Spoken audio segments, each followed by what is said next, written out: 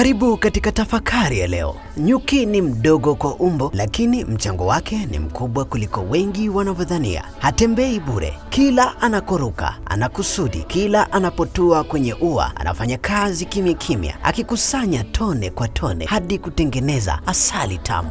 Asali haitengenezwi kwa siku moja, ni matokeo ya uvumilivu, moja na bidii. Nyuki hafanyi kazi peke yake, huishi kwa ushirikiano. Kila mmoja ana jukumu na wote hufanya kazi kwa moyo mmoja.